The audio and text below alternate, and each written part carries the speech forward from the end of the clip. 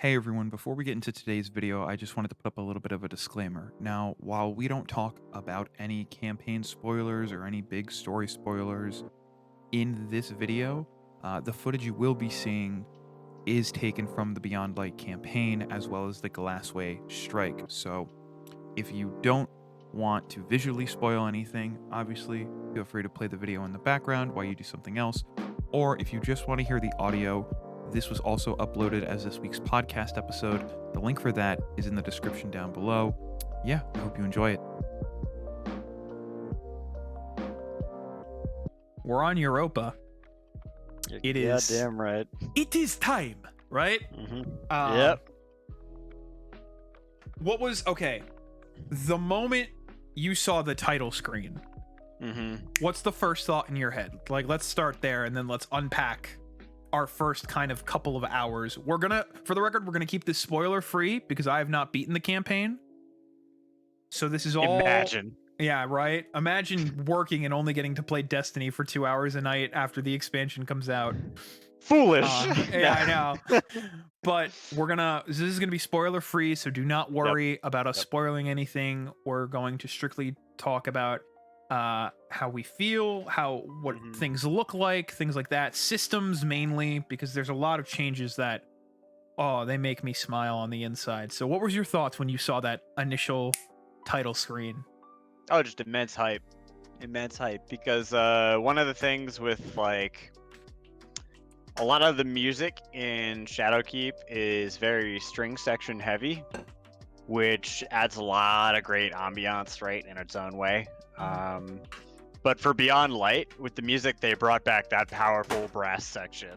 And so the screen came up in that dark mode, which is excellent for everyone's goblin eyes when they go for those long gaming sessions. Yeah. So the dark screen came up just like in D1 like it used to, and then the powerful brass music came in, and I'm just like, yeah, no, this is it.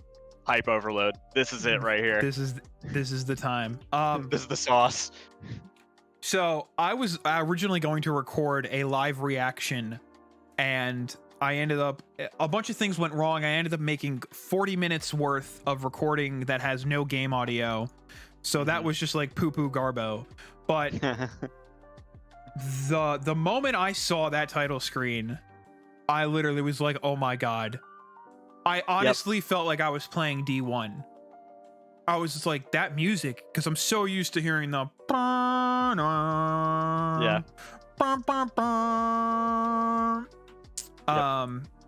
What up, Purge? So also hello everyone in chat. Salt, Unique, Calico, welcome to the show. So that right off the bat was really big for me. The character select screen may be the second crispiest UI change Bungie has given us. And I say second because I think the first one comes when you actually look at your character screen in the actual game. But, you know, just like you said, you get to that character screen, you get to that dark character screen, and it's like D1 all over. It's like almost, I want to say it's almost 1-to-1, but it's like in my head I go, this is what the D1 character screen would look like if D1 was made now and not in 2014.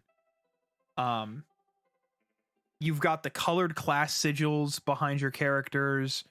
There's new lighting in the game, which you can really like tell because your armor just kind of like shimmers and shines, and it bounces more because of the dark background. But for real, whoever over at Bungie is doing the art and the marketing and the narrative, just like, y'all deserve some ibuprofen. Does your back hurt? Yeah. Like, are you okay? My God. Do you need some help? You should lay down, because the lighting alone, before we get into details, but the new changes to lighting alone, holy shit. Incredible. Oh yeah. So speaking of, so again, not to spoil too much, but you start the game off, and like Shadowkeep, it starts open with some cutscenes, and it throws you right into the action. You don't even get an option to go to the tower. It takes you right into Europa, which I love. You get a really good cutscene to kind of set up the premise Then they introduce you as the guardian and your ghost, and you guys have a really nice exchange. And like, oh, so crispy. Just that opening scene and that opening shot of you talking to Ghost.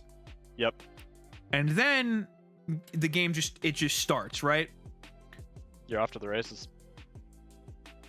So I personally, I love that.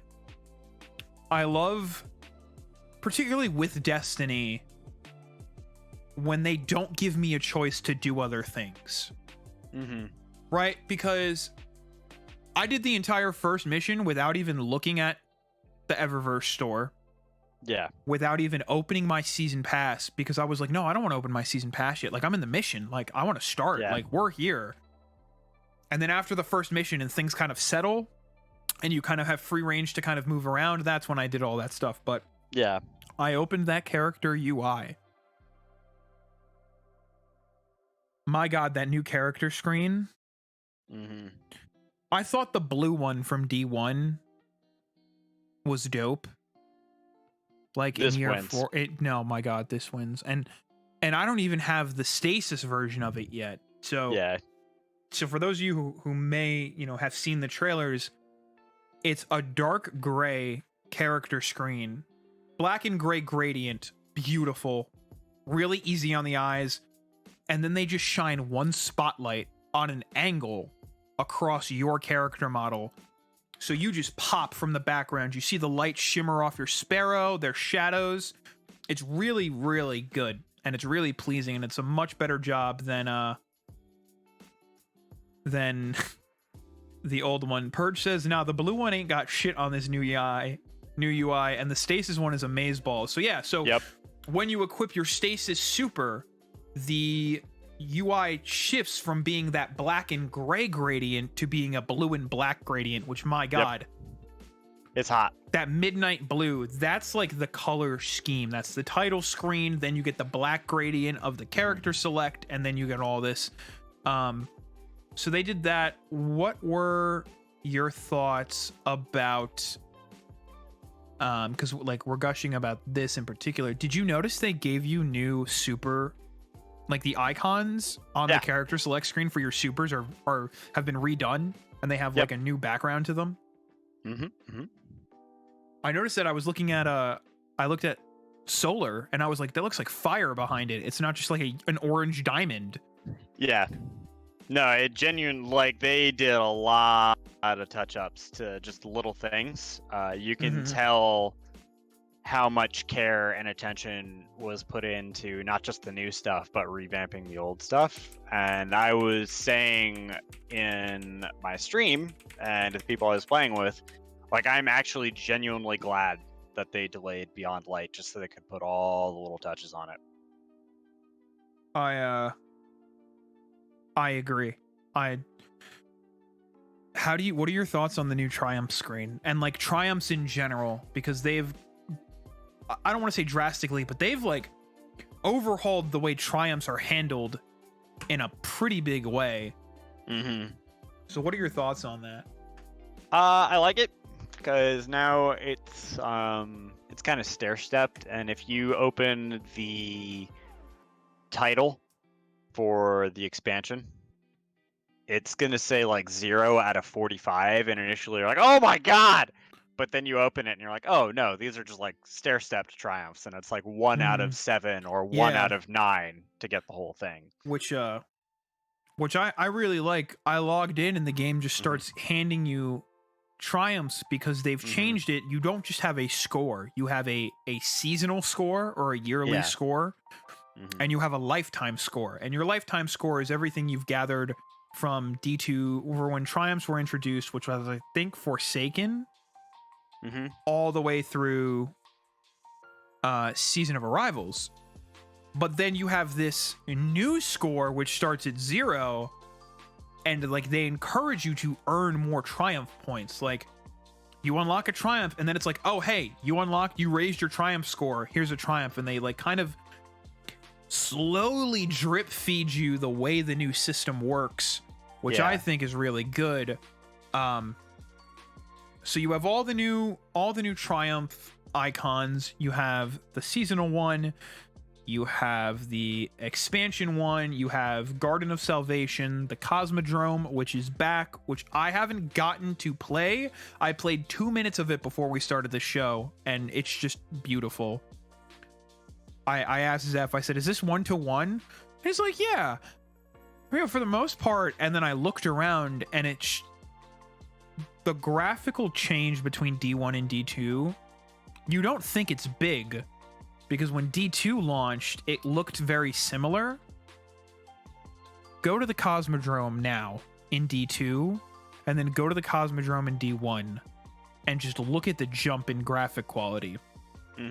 I mean, also, when you're playing D1, that was at 30 FPS, right? And now in D2, you're probably playing at 60 plus. That combined with the graphical and lighting changes, it's just like, it's wild how much better it looks. It's insane. So you've got the Cosmodrome, you have all those new sigils, and then off to the side, which I really like, is all like the non-Triumph things, like exotics, exotic catalysts, and things of that nature. Oh, hello. Can we get a Do you want to become famous? No, there we go.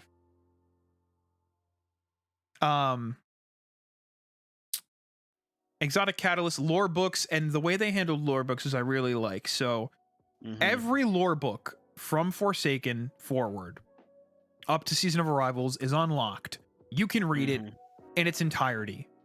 It just tells you how many pages you actually collected, which I love. So if there's a book you didn't get, like I never got the Awoken books.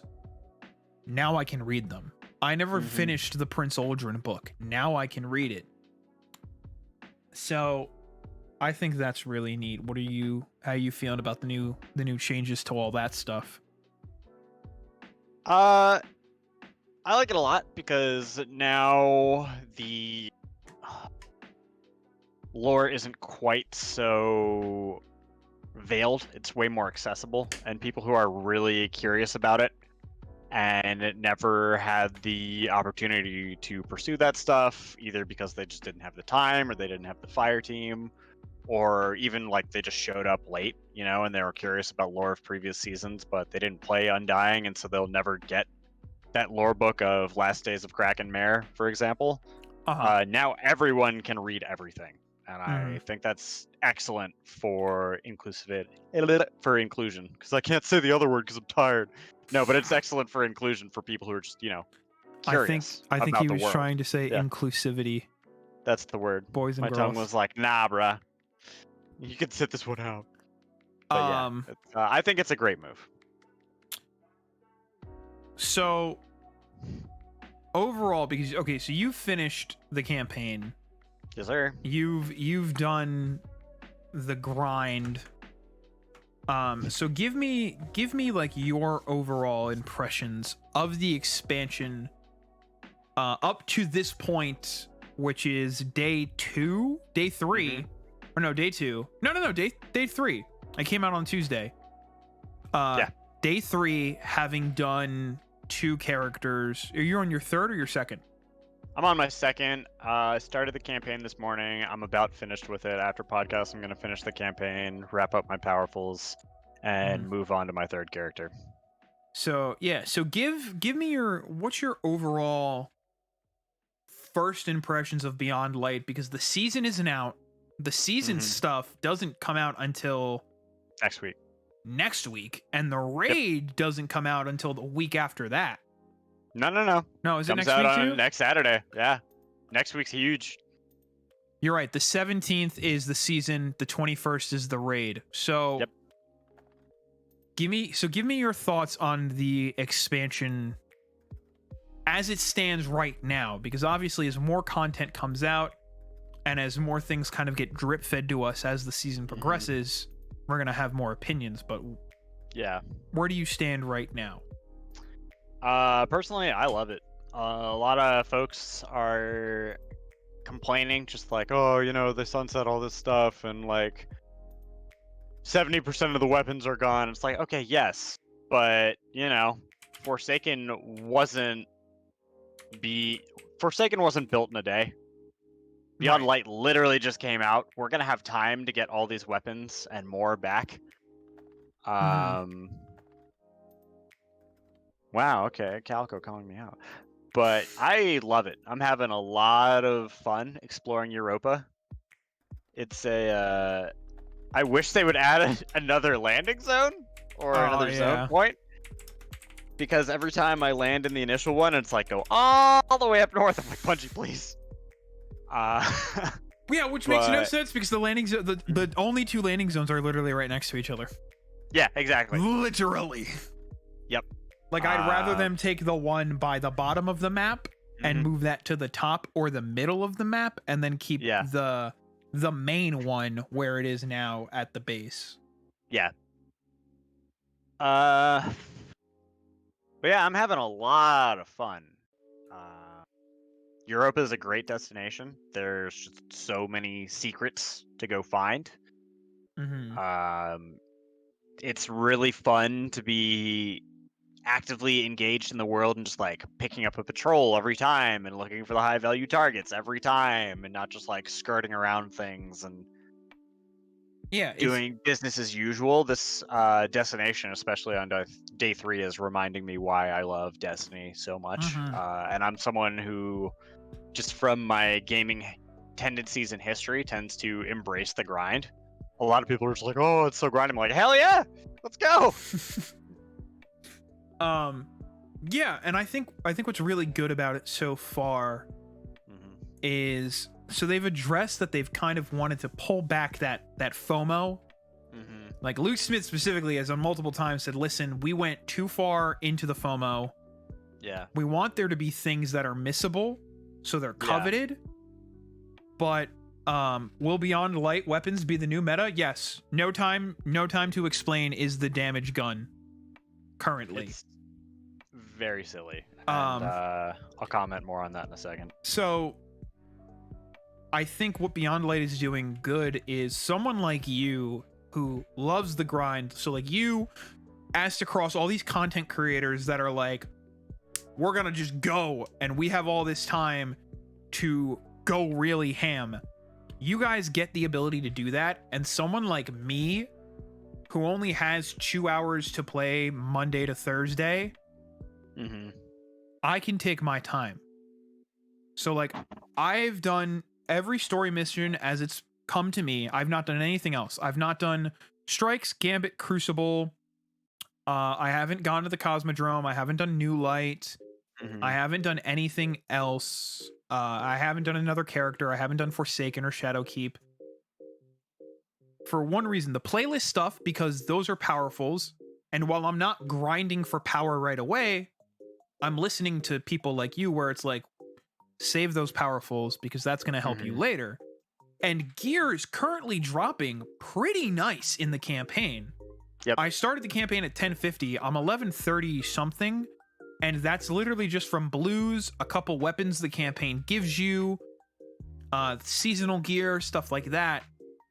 So a person like me who is essentially a filthy casual, and I say filthy casual with a very big badge of pride, I don't feel like I have to rush this.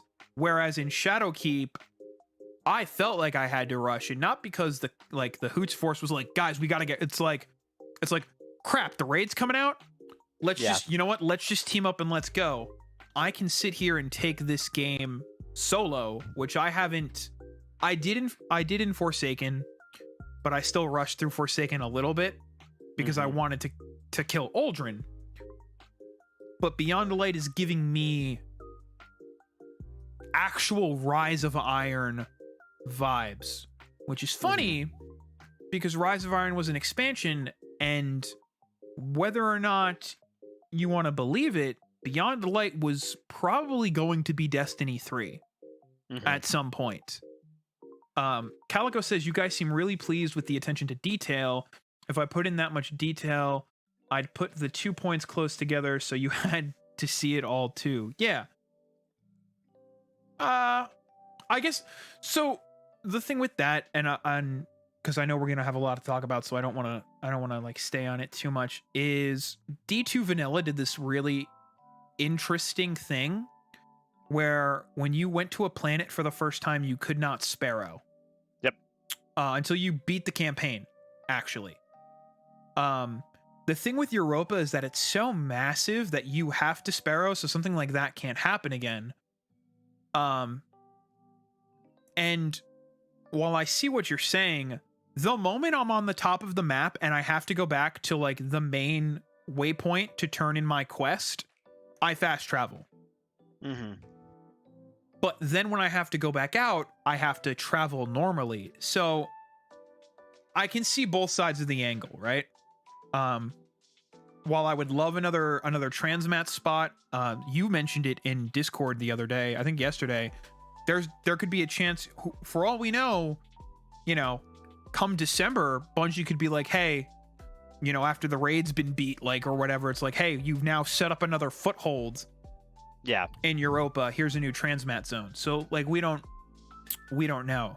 But yeah, that's, I mean, go ahead. If it stays the way it is, honestly, I'll be fine. It's like a little gripe for me. If we're gonna talk about landing zones, I would rather they put a landing zone in the hangar and the tower before they put something new on Europa, right? Yeah, because my God. Europa's just a beautiful destination, and how much love and care and attention went into it with the dynamic weather and like the environmental storytelling. I'll get over it. I'll be fine. I'll take the extra, I'll take the extra 20 seconds to sparrow further up north. You know, that's fine. The hangar is annoying, genuinely annoying.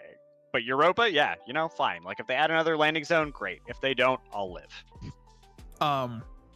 So now that we've talked about how nice everything looks, because Europa's visually beautiful.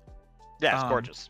There are some great moments where you're walking across the ice and you can tell it's like almost like frozen water where you can see underneath kind of, and it's just this like really eerie red. So it just blends with the blues. The skybox is arguably one of the best skyboxes, probably next to the moon, because the moon skybox is like always been one of Destiny's highlights. But now that we talked about all that, excuse me, how does it feel? Feels great. A lot of the retuning to guns, you can tell all the new guns have just really satisfying feel and sound. One of the best parts of Destiny as a franchise is always how the guns sound and feel. Right. That's always been a high mark for them. And it's no different for this expansion. You know, I love getting all the new guns and being like, ooh, new toy, and just like even if I never use it again, just shooting it for the first time, be like, oh, that sounds great, or that sounds meaty, you know, that's mean, like, or that's satisfying to shoot. Like every single time, you just got to try the new thing, right? Yeah, and I know people have been complaining about the loot pool. I saw a tweet today where DMG asked for player feedback, and he's like, you know, give us some honest feedback, and somebody tweeted at him, the armor pool needs to be, or it was either the armor or the loot pool, but they were like, it needs to be extended. It feels really bare right now. And like you said it before, we don't know what's coming in the season. They could drop like hive themed gear from the seasonal events. Like we don't know. Like obviously the raid's gonna have gear, but we don't know what else is coming. You know, we could get gear with the Dawning for all we know, like actual gear. So I agree it's too early to tell. What I do like is loot feels, and it could be because we're replacing our gear with like blues. Yeah. But loot feels like it's dropping more. Whereas in previous expansions like Shadowkeep and Forsaken, loot dropped, but it almost felt scarce sometimes. Like you had to do the mission, and at the end of the mission you'd get, you know, you had to do these to get this. But now I think what they've learned from Umbral Engrams and the Decoders is, No, people want loot. It's okay to give them loot. You know, just make sure you don't give it every 2 seconds, which they don't. Like, you get pieces of gear from the campaign missions, which I think is great. I wasn't a fan. I did get a Vanguard weapon from Season of Arrivals, which I was hoping was just going to be another current Europa weapon, but I'm still very early in the campaign, so like I don't know how stuff's going to drop. But like I'm getting blues and I'm getting purple drops, and when that drops, it's like that instant, that serotonin hits, baby. I'm like, woo, new loot, let's go. I don't care what it is. It's like the old, like I got just now we were playing, I got the old fashioned. I don't even like the old fashioned as a gun, but if it was any power higher than what I was wearing, that's going on, and I would use it and I would get accustomed to it. I've seen a shotgun that is apparently a throwback to something from D1. It's got a literally the same build in terms of how it looks. It's just a different paint job. And I didn't notice that comparison until someone did the side-by-side on Twitter. So I'm interested to get that. Now, you were gonna, before we talk about No Time to Explain, because you have played with the super more than I have. I've only played with the super in the campaign because this isn't really a spoiler. You don't get stasis right away, which I like. It is not an instant thing. It's like an extended version of the Taken King when new supers came out.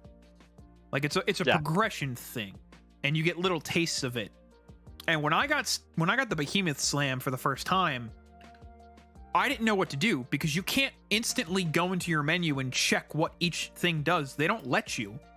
You're literally just given the abilities, kind of like in D2 Vanilla. You're given a full super bar, your abilities recharge in literally a second, and they throw a bunch of ads at you and tell you to literally go buck wild.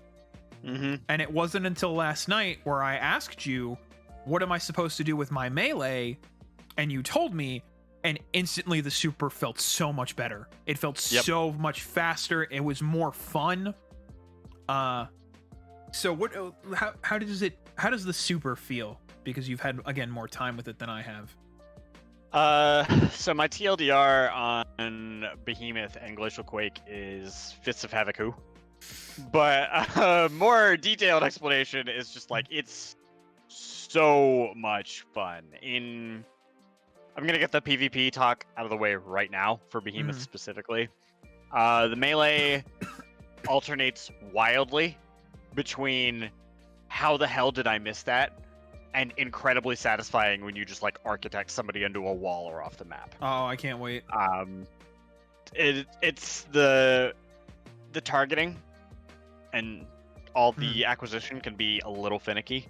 Right. And sometimes the Glacial Quake will go through environment, so except for walls, but like it goes through the little cement barriers on the ground, right? Because people are used to hiding behind that or adjacent to it, like for Fists of Havoc. Nah, Glacial Quake just goes through it. Like you're just boned. So that's really fun. Glacial Quake is incredibly fast in PvP. Like it'll sneak up on you because again, people are used to just Titans running in a straight line. Now you're zipping through the air, and admittedly, in a straight line, but you're gone. You're out of there. But go ahead. In PvE, wild.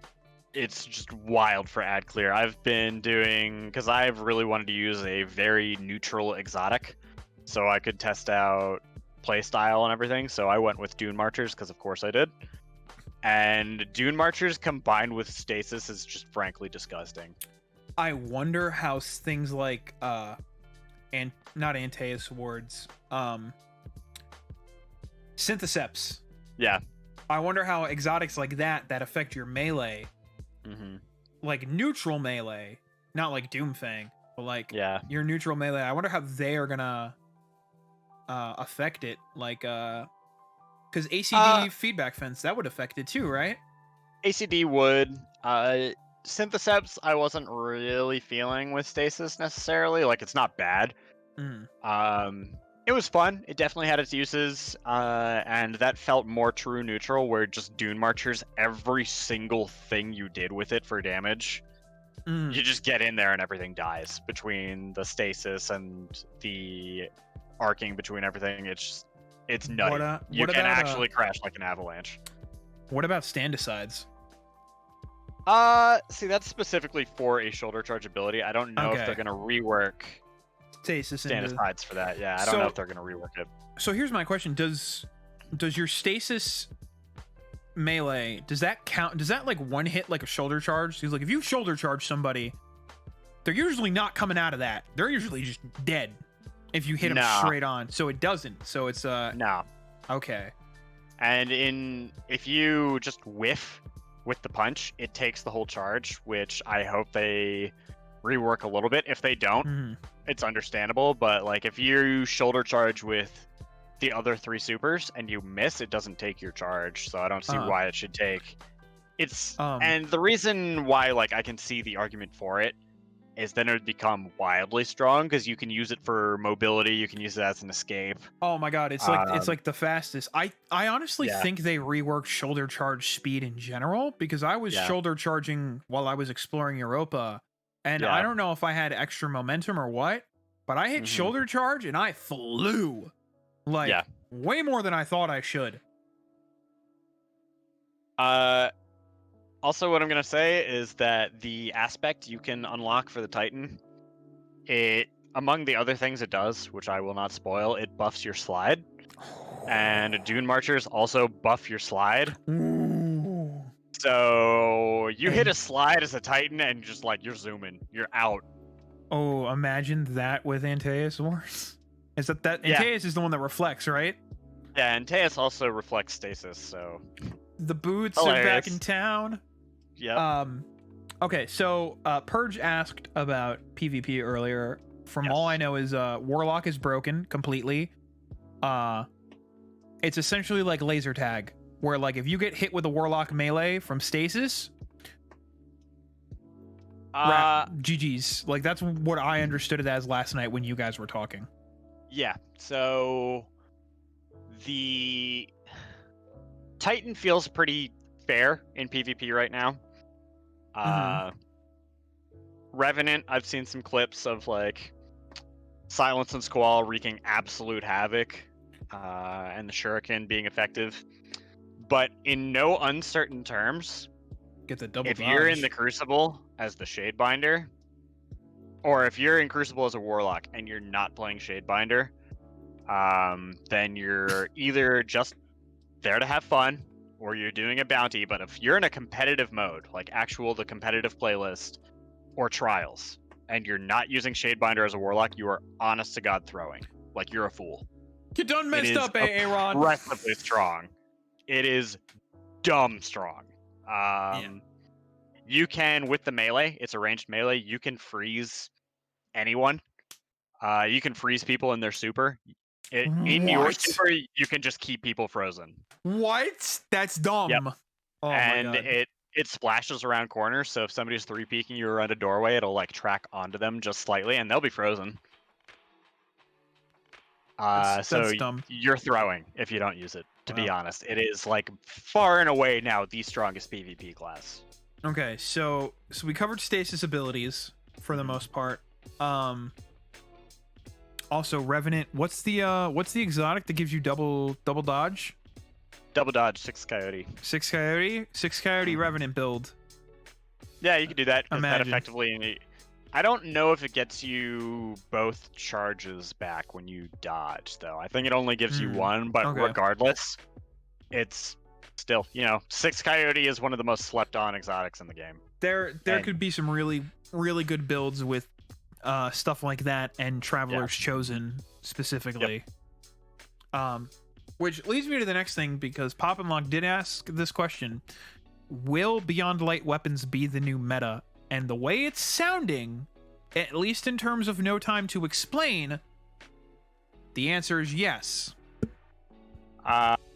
So, no time to explain is silly. Like, without the catalyst, it's very good. With the catalyst, it's frankly just silly. I did some Crucible for some powerfuls and to finish some bounties earlier in the week, and people are still in there like Thorn, Mindbender's Beloved, because it's not power enabled. So people are just Right. going to keep what they know works. And Recluse, Mountaintop. on one hand, like, I get it. You know it works. But it seems to be a profound lack of creativity and imagination, which I have a whole PvP rant. But I'm looking forward to the Beyond Light weapons in general coming to the forefront in PvE specifically. Oh yeah. I hope it shakes up PvP and we see a breath of fresh air go into there. I'm not expecting it because, again, it's not power enabled. So people are just going to keep their God Roll Mindbenders. People are going to keep their God Roll Dire and Spare. There's no reason for them to change. But in PvE, we have a lot of new perks. We have a lot of new weapons. Some of the stuff that you can find in the database, which if you do not want to spoil yourself, do not go looking for things that will ruin your day. That's But why in the I'm not. database, there are some very spicy things that are going to come to light, which I will happily talk about once they are unveiled. But even now with like Duality, the new season pass shotgun, right? First of all, I love the concept of it. I've had mixed results with it in PvP. PvE, fun, but I love the concept of it because when you fire from the hip, it's a pellet shotgun. But when you aim down sights, it's a slug shotgun. And whenever you get kills with a hip fire, it boosts your reload and precision damage. So I love that concept, and I think that can be really fun. I'm foreseeing a lot of use in that in the new seasonal activities starting next week, because one of our mods on the artifact is Unstoppable Shotgun. Ooh. But Spicy. yeah, super spicy, and that's something I've been asking for a while. But I foresee the meta being shaken up more in PvE than PvP. So I had a question, because this was something I noticed in your live stream when I was rewatching it yesterday. You looked at the season pass and you looked at Duality, and then you said, I think you said, you either said, is this what I think it is? Or I called it, and then you yelled, I am so good at this game. Yep. Did you theorize that that's what was going to be the seasonal weapon? Was that it was going to be a shoddy? Yep. Okay, spicy. I mean, I'm not surprised. We've had a hand cannon, a scout rifle, a grenade launcher, and what was War Mines? You mean Season of the Worthy? Yeah. That was God, what was that? I don't know, because it wasn't... Arrival wasn't. Oh, Arrival's Witherhoard. Arrival's Witherhoard. Season Yeah. of Dawn was Symmetry. Yes. Season of whatever the Worthy. Yeah. no. Season of the Vex. Oh, Undying. Season of Dying was Ariana's Vow. Yes. It was Tommy's Matchbook. Oh yeah, God, that's why I forgot it, Yeah. because I never use that gun. So we've had a hand cannon, the scout rifle, an auto rifle, and a grenade launcher, and now we have a shotgun. Eventually, I feel we're gonna get a rocket launcher, maybe. That'd be fun. Your wishes may be answered in a way, but don't look at the database. But I'm not. The only thing I've looked at was the collections of emblems and shaders, and man, those emblems this season for the playlists, that neon style of emblem they're doing. Yep, very cool. Ooh. I will say that there's no, alright, that's kind of a spoiler, but yeah, don't worry. Your wishes may be answered soonish, but they need to buff rocket launchers in general. Oh yeah. Like, even if big time. Gjallarhorn came back, it's still Galley, so it's gonna absolutely rip. But rocket launchers need some help.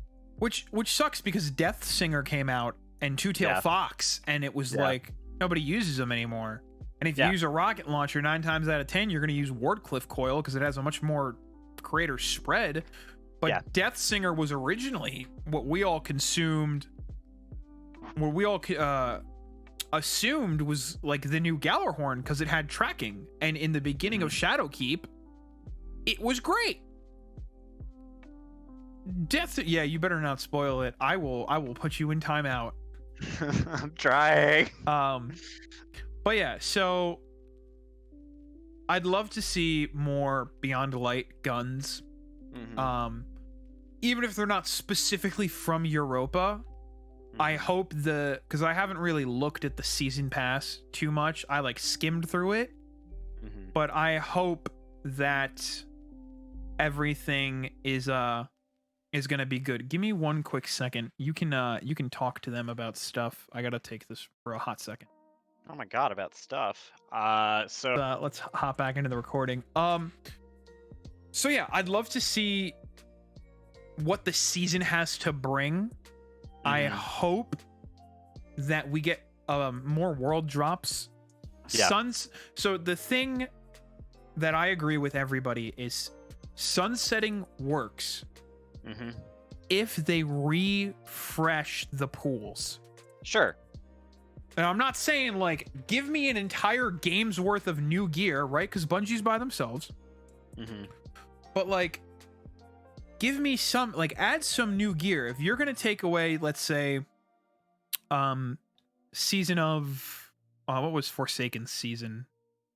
I don't know, season of the spider, we'll call it. If you're gonna take away this, go ahead. I mean, we had Black Armory, and then we had Right, you had everything up to season Time. of or you had And then everything up to Opulence. everything up to Shadowkeep, right?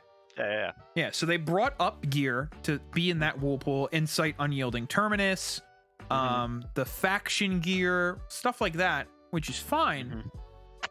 But you still took away 4 seasons and an expansion's worth of gear, Mhm. theoretically, from the loot pool, right? Because I Yeah. don't think you can get the Scatterhorn gear as drops, and I don't know if they're going to be new drops or they're going to be old drops. I think they're deprecated because I think Forsaken is completely deprecated. Yeah.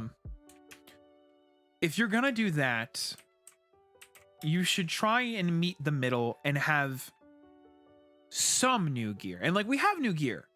We have, world drops. I think what they should do, and I don't know if they've done this, you can correct me, maybe you've seen it happen. But gear we get from the quest, the campaign, right? Like the pulse rifle in the beginning and then the shotgun. Yeah.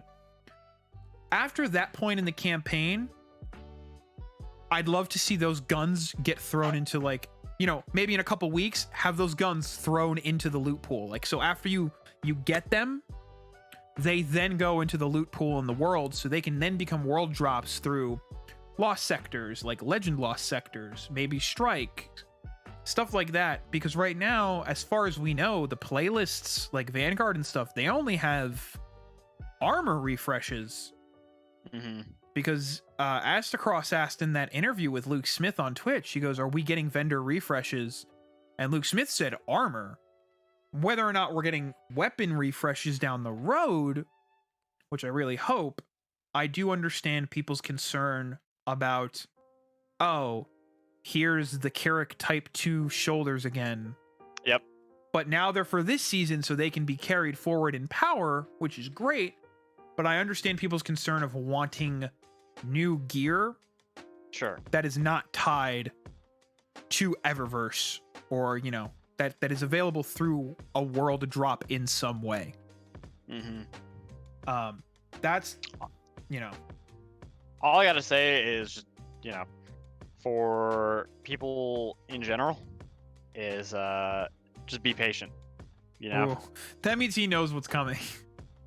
I mean, because you gotta have a little faith in Bungie. It might take them some time, and there Yeah. might be some pitfalls and hurdles and kinks and growing pains, right? Yeah. But you gotta be patient because Bungie always delivers. This is true. I mean, Forsaken delivered big. Yeah. And so far Beyond Light is delivering big. Maybe if they don't do it this season, maybe next season is like, oh hey, here's the vendor refresh. here's Well, new vendor weapons. Yeah, we've got 4 seasons. We've got a whole year of Yeah. content to go through. And sure, it feels a little bad that the Shadowkeep stuff got sunsetted. I understand Forsaken and everything behind that getting sunsetted. That makes Yeah, sense. that 'cause was like 2 beautiful, years right? ago. Yeah. That makes sense. Shadowkeep getting sunset feels a little bad. I understand. And people are like, they removed 75% of the loot pool and did nothing to replace it. They just started replacing it. Like, give them more than 3 days to replace that 75% they took out, man. Like, what would you even do if they gave you all that loot at once? You're only gonna use your Dire and Mindbenders and Crucible. Just chill. Like, Yeah. give them the year to slowly refill that pool. You will be okay. Swear to God. I you know, I agree. I think what the problem is, Mm-hmm. and the reason why people may be saying stuff like that, is because things like the season pass or the battle pass, that gives you a lot of gear now. Like, that gives you a whole armor set. You get a lot of a good couple of weapons from it. And we've also had things like the obelisks. Yeah. And we had the war mine and the, you know, the Rasputin stuff. We had the Ikora stuff. We had those other avenues of gear. Yeah. So like, the hunt is going to bring gear. I know that. But I think it's because, like, when you launched, it was like, oh, you can get all these weapons, and like those weapons stayed around for a while. And they got added back into the loot pool, and they became drops, and they became like Umbral Engrams had this way of getting all this gear. So I do recognize the fact that Season of the Hunt will probably bring, you know, 4 or 5 new weapons, or like, you know, a whole new suite of weapons, because Season of Arrivals did bring new gear. I will say that. And that gear dropped. Not the armor specifically. The armor you had to get through the engrams, but you could get the world drops of Fallen Guillotine and stuff like that. So like I said, I see both sides of it. I can understand people having all this stuff taken away from them and wanting maybe just a little bit more up front. Yeah. But I can also see, like, we literally, Destiny is in version 3.0. This is essentially Destiny 3. Like, they can call it Destiny 2 all they want. But until we get another sequel, which could come after Lightfall, who knows? Like, we don't know anymore. This is Destiny 3, and this next year of content should be kind of like looked at under the magnifying glass and the microscope of, this is kind of what was going to be the next sequel. And obviously D2 Vanilla dropped with all new toys, but like, until Curse of Osiris and Warmind came out, that was it. So, but that's that's all I kind of have to say. Was there anything else you wanted to touch on real quick before we close up shop for tonight? No, just super excited about it. I mean, we're 3 days in, and I'm loving it. And I hope people just are super patient, because again, Bungie built this from their houses in the middle of a pandemic. So be patient. This is true. I will give Bungie, and if Shadowlands turns out good, I will give Blizzard credit as well. All the developers that are releasing stuff right now deserve credit. But Bungie, I would say specifically, Bungie's working on 2 titles. They're working on the new IP. They're working on live updates for Destiny 2. They just dropped this expansion. And in a time where delays are rampant, you had the Shadowlands delay, Beyond Light was delayed once, Cyberpunk gets delayed every other week. In a time where delays and stuff are kind of very in the forefront, finally getting this, especially following Seasons of Arrivals, which besides the Haunted Forest was a good season. If it didn't have to kind of fill time, minus maybe Guardian games, Seasons of Arrivals was a really good season. Arguably their best season since they started doing seasonal content. So yeah, kudos to them. I'm excited to finish the campaign. I'll probably get it done sometime this weekend.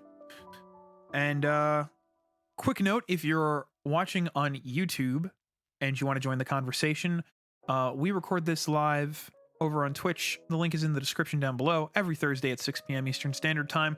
That's also a note to you guys listening at home through whatever podcast service you use. The link for that will also be in the podcast description. Zeph, thank you so much for joining me. If you guys want to follow Zeph, his links will be down below as well.